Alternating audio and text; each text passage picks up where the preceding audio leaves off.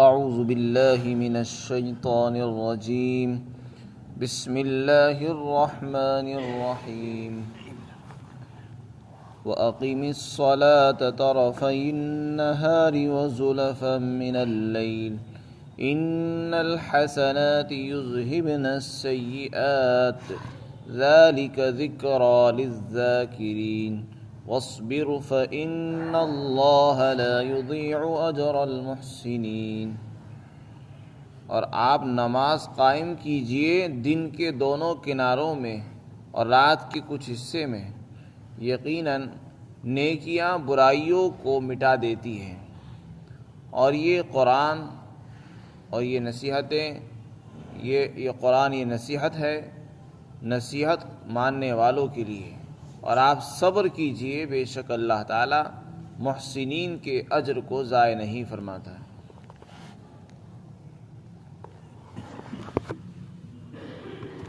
ان آیات میں اللہ تعالیٰ نے آپ صلی اللہ علیہ وسلم کو اور آپ کی امت کو کچھ احکامات دیے ہیں۔ ان میں سے ایک حکم تو گزشتہ آیات میں گزر گیا، استقامت کا حکم۔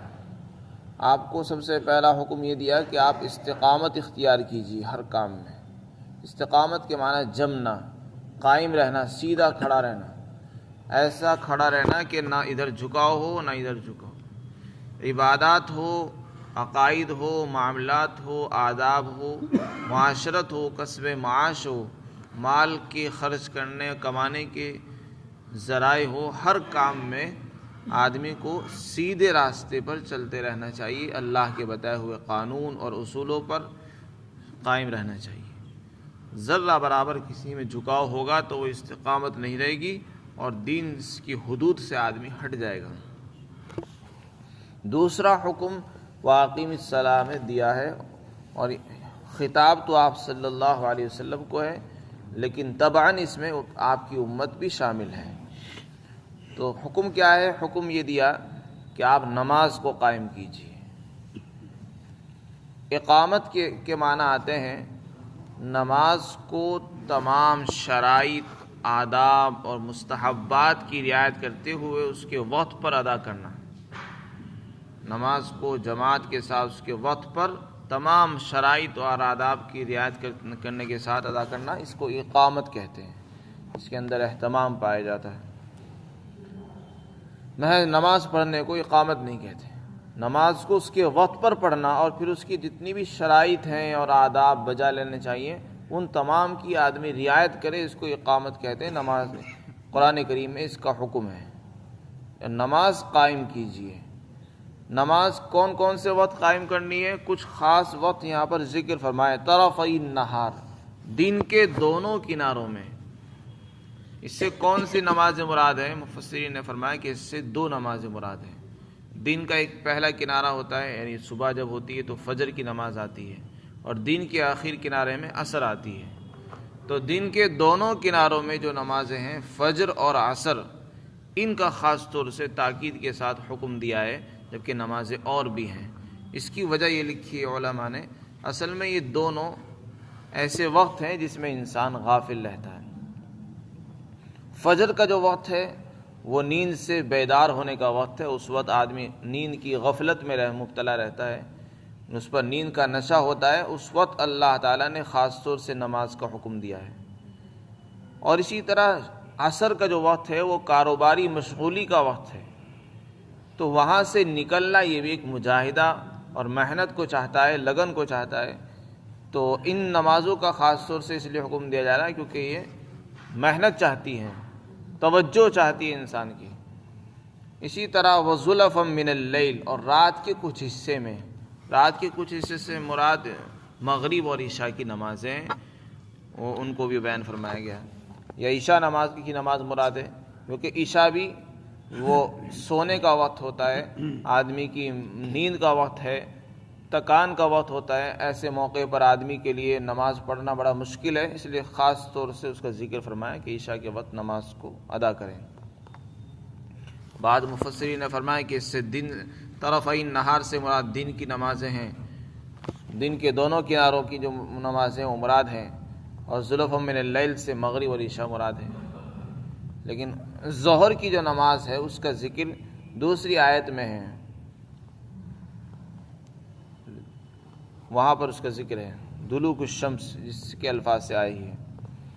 خیر یہاں پر ساری نماز، بعض مفسرین کا کہنا یہ ہے کہ یہاں ساری نمازوں کا ذکر نہیں ہے، صرف دن کی 2 نمازیں، دن کے 2 کناروں کی نمازیں ہیں، اور رات کے کچھ حصے کی نماز یعنی عشاء کی نماز یا تہجد کی نماز، وہ کسی بھی وقت پڑھی جاتی ہے، رات کے مختلف حصوں میں پڑھی جاتی ہے، وہ مراد ہے، اور ان کی نمازوں کا قائم کرنے کا حکم دیا گیا ہے۔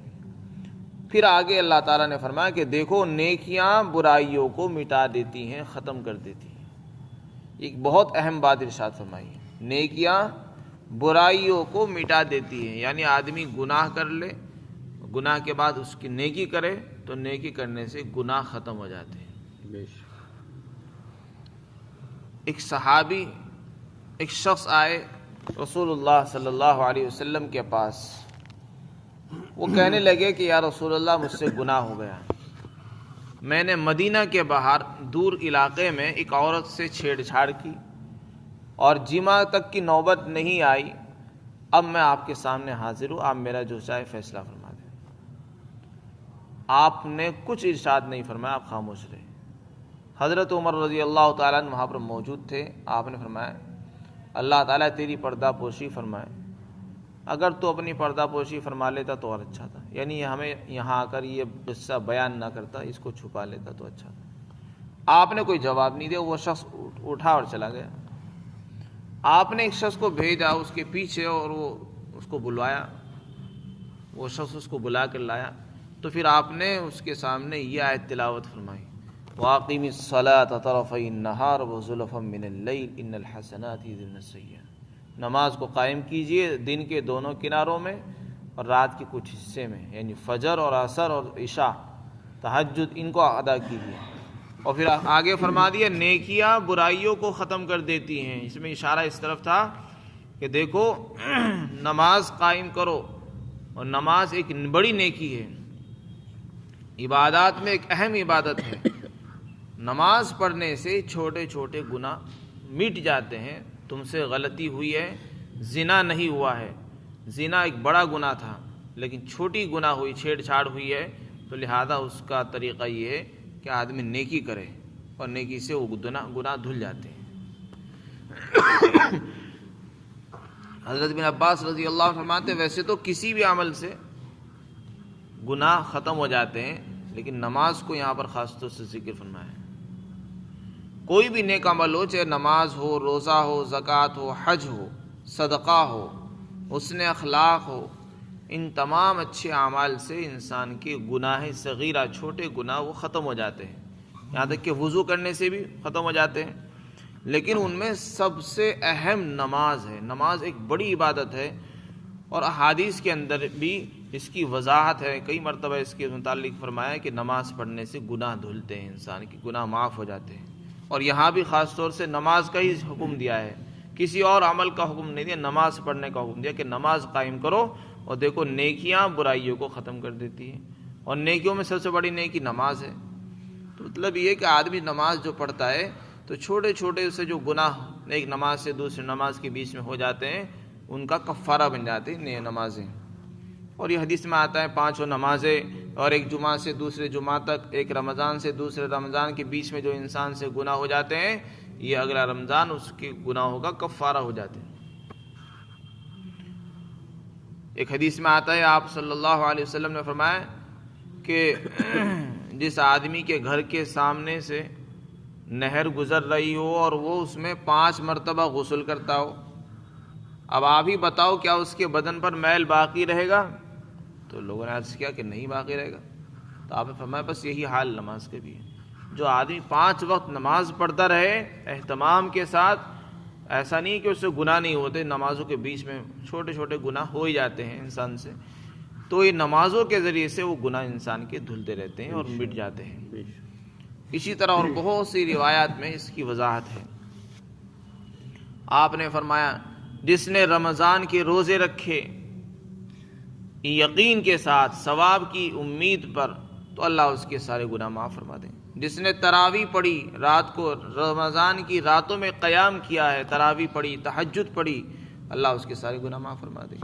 جس نے شب قدر کے اندر قیام کیا ہے، قیام کہتے ہیں نمازیں پڑھنا، اللہ کے سامنے کھڑا رہنا، تو اللہ تعالیٰ اس کے پچھلے تمام گناہ معاف فرما دیتے ہیں۔ تو کتنے ہی ایسے اعمال ہیں احادیث کے اندر جن کے کرنے کی وجہ سے گناہوں کے معافی کا ذکر ہے، جس میں نماز بھی ہے، تراویح بھی ہے، تہجد بھی ہے، اسی طرح وضو سے بھی بہت سے گناہ معاف ہوتے ہیں۔ آدمی وضو کرتا ہے، اچھی طرح وضو کرتا ہے، پھر اپنے گھر سے چلتا ہے تو اس سے اس کو گناہ معاف ہوتے ہیں۔ یہاں تک کہ درود شریف پر فرمایا جو آدمی ایک مرتبہ درود شریف پڑھ لے اللہ اس پر 10 رحمتیں بھیجتے ہیں، اس کے 10 گناہ معاف ہوتے ہیں اور اس پر اس کے 10 درجے بلند کر دیے جاتے ہیں۔ تو ان الحسنات یذہبن السیئات کا مطلب یہی ہے کہ نیکیاں برائیوں کو ختم فرما دیتی۔ حضرت ابو ذر غفاری رضی اللہ عنہ کی روایت ہے کہ رسول اللہ صلی اللہ علیہ وسلم وہ فرماتے ہیں کہ مجھ سے رسول اللہ صلی اللہ علیہ وسلم نے فرمایا اتق اللہ حیثما کنت، کہ دیکھ اللہ سے ڈر، تو جہاں بھی رہے، جہاں کہیں رہو اللہ سے ڈر، تنہائی میں ہو وہاں بھی اللہ سے ڈرو، یہ مت سمجھو مجھے کوئی دیکھ نہیں رہا ہے، بند کمرے میں ہوں وہاں بھی اللہ سے ڈرو، رات کی تنہائی ہو وہاں بھی اللہ سے ڈرو، مجمع میں ہو وہاں بھی اللہ سے ڈرو۔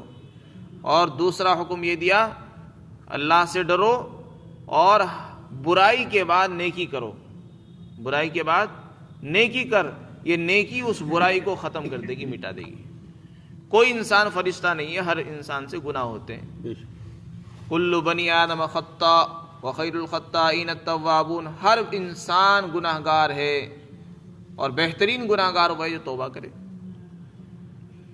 کوئی آدمی یہ نہیں کہہ سکتا میں گناہ گار نہیں ہوں۔ چھوٹے موٹے بہت سے گناہ ایسے ہو جاتے ہیں انسان کو اس کا احساس بھی نہیں ہوتا کہ گناہ ہوا۔ تو طریقہ یہ ہے کہ آدمی گناہ کرنے کے بعد اگر گناہ ہو جائے، ویسے تو انسان کو گناہ سے بچنا چاہیے، خود نہ کرے، اگر غلطی سے ہو جائے تو گناہ کے بعد کوئی نیک عمل ضرور کر لے۔ تو حدیث میں اللہ کے رسول نے فرمایا گناہ کے بعد نیک عمل کرو، نیک عمل کرنے سے وہ گناہ مٹ جائے گا۔ اور لوگوں کے ساتھ اچھے اخلاق سے پیش آؤ، نرمی سے پیش آؤ، سختی سے پیش مت آؤ۔ تو یہ جو حسن اخلاق سے پیش آنے کا حکم دیا ہے اور نیک اعمال کا حکم دیا ہے، اس سے گناہ مٹ جاتے ہیں انسان کے۔ یہاں پر اسی کا ذکر ہے بے شک نیکیاں برائیوں کو مٹا دیتی ہیں، ختم کر دیتی ہیں، اس لیے آدمی کو اپنی نیکی کو ہلکا نہیں سمجھنا چاہیے کہ میں تو نیکیاں کر رہا ہوں، کئی سال سے کرتا آ رہا ہوں، کچھ مل ہی نہیں رہا۔ نہیں، بہت سے گناہ ایسے ہوتے ہیں ہمارے کہ وہ ہماری نمازوں سے، روزے سے اور مسجد کی طرف چلنے سے ہی، حسن اخلاق سے، لوگوں کو صدقہ خیرات کرنے سے مٹتے رہتے ہیں اور ہمیں اس کا احساس بھی نہیں ہوتا۔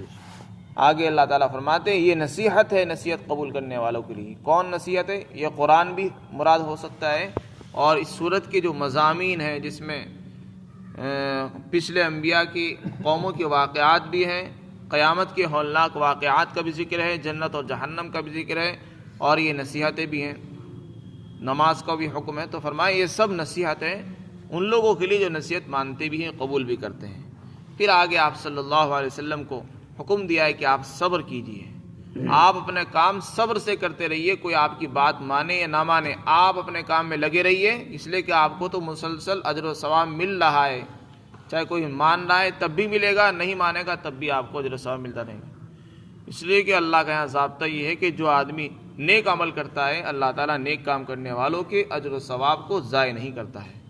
جو آدمی اخلاص کے ساتھ کام کرتا ہے وہ اپنے کام میں لگا رہے، دین کے کام میں کوئی لگا ہوا ہے وہ اپنے کام کو مستقل کرتا رہے، کوئی اسے دین سیکھے نہ سیکھے لیکن وہ سکھاتا رہے، لوگوں کو پھیلاتا رہے، اللہ تعالیٰ اس کے اجر کو ضائع نہیں فرماتے۔ اللہ تعالیٰ ہم سب کو عمل کی توفیق نصیب فرمائے۔